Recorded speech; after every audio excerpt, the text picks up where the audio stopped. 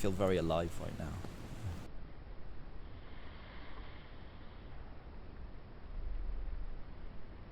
It's very, very hard to explain it to people. All I keep saying is, if you get the chance, just go do it. There's something about exploring more of an indigenous, ancestral way of living on this earth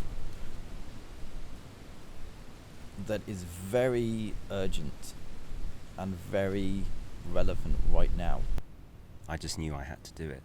For me, the entire Old Way journey has been about remembering and rediscovering practices that make us human. I'd never thought about making fire from my own hands, from scratch.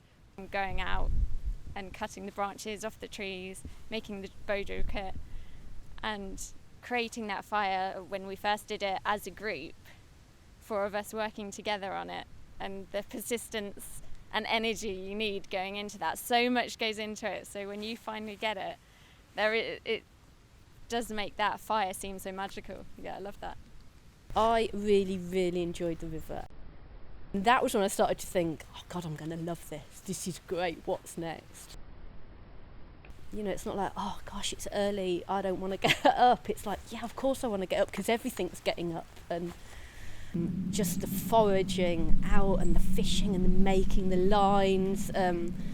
I've never done that stuff before. You know, people were talking about cordage. I was like, I don't even know what that is, you know, but let's strip this bit of nettle and make something. And pretty much everything we did was new to me.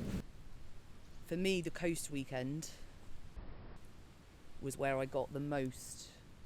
That's where I actually, if we'd finished on the coast weekend, I would have been happy. Kind of 3 things really that mainly stuck in my mind. One of which was we started to go back to our village, and as we were walking on the headland, we saw the other half of our tribe, you know, from afar, which was beautiful, and we walked towards them, and we were all quite excited about meeting.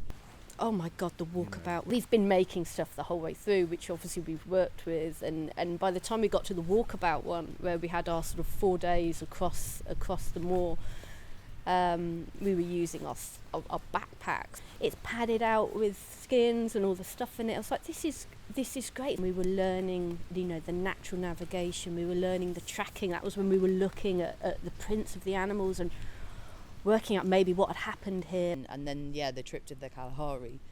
For me, that was really about wanting to see, you know, what we had lost and wanting to see what it might look like and what it might feel like to be with people that hadn't lost that connection.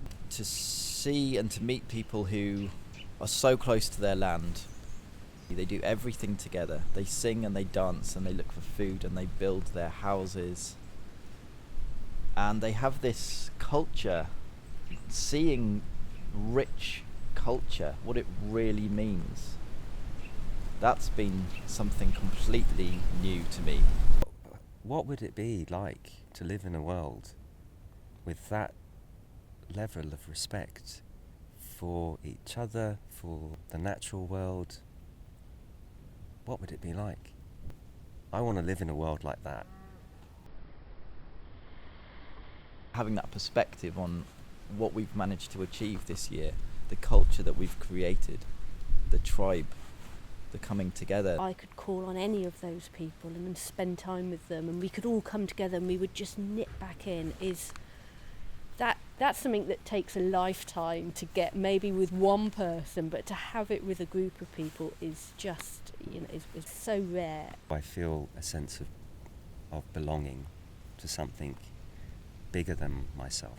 This has given me something to go deeper, which nothing else ever has. Now I'm like, I'm going to go outside and connect again with nature. I feel like someone's given me a massive, you know, gift that money can't buy. This is what our ancestors have been doing for years, you know, generations before us, and we'd just somehow forgotten, you know, this is how to live.